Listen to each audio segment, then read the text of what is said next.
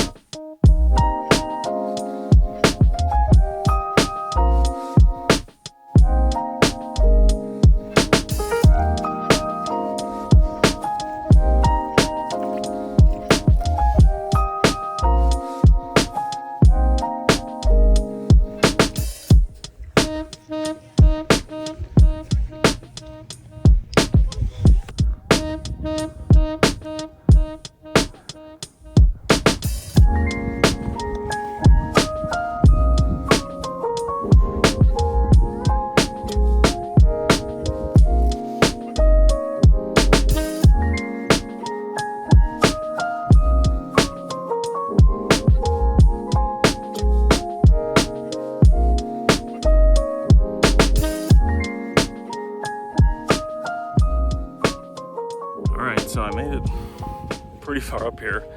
Not sure if I'll be able to make it quite to the top to shoot like the actual best overlooking part of the dunes, but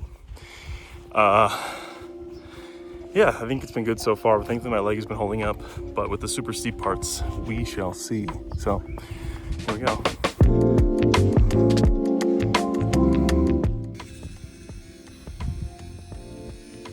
What the fuck? Okay, so it's supposed to be a 32 exposure roll, but it stopped at 16. I don't know. Yeah, I don't know. I literally just shot like, I don't know, 4 rolls of Pro Image the last 2 weeks through the contacts, so I don't think that that's it. Yeah, I have no idea. I mean, here it is. I have not heard super great things about the film, to be completely honest. Which is too bad, because obviously Ilford's great, but yeah. I only had this one single roll, so honestly was pretty disappointed. I only got through, I think, 16 photos total.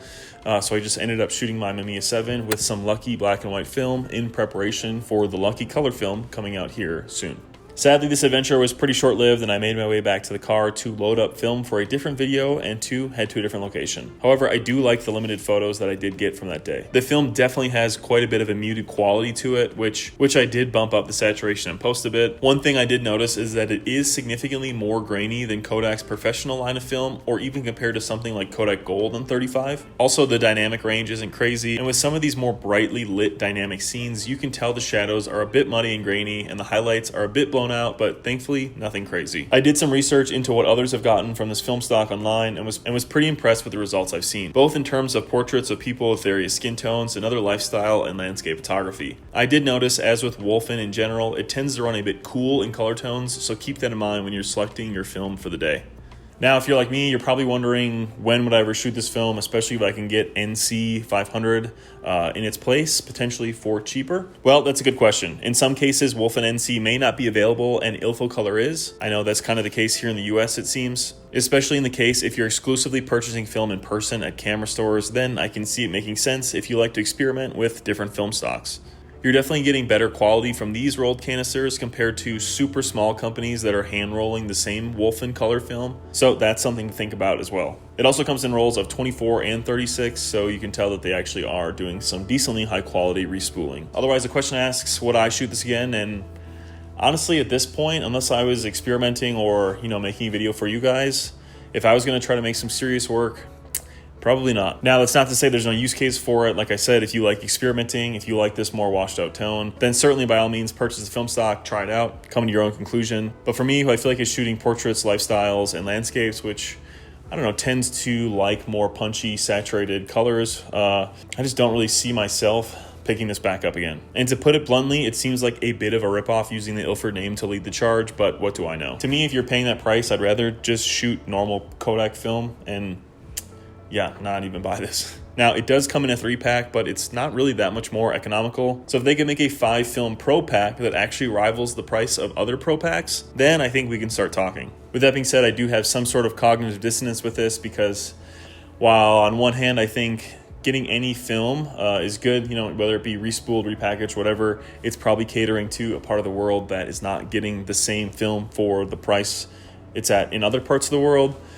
But at the same time, I kind of struggle with a lot of these companies that are using specific marketing jargon, like using Ilford's name, using brand new emulsion when it's not an emulsion. Not saying that Ilfocolor is doing this, but there are other films that recently came out that have been doing this. I don't know, to me it feels a little, I don't want to say unethical, but just a little slimy and kind of purposefully misleading novice film photographers who don't know any better or don't really understand the full scope of how film manufacturing works and the lack of different film emulsions that are on the market. But I'm rambling a bit here. Otherwise, I think that'll wrap it up. Let me know down in the comments if you guys have shot this film, what you think of it, if you'll be purchasing any in the future, and I think that about wraps it up. Otherwise, I want to thank you guys so much for watching. Till the next one, stay safe, stay shooting. Adios, guys.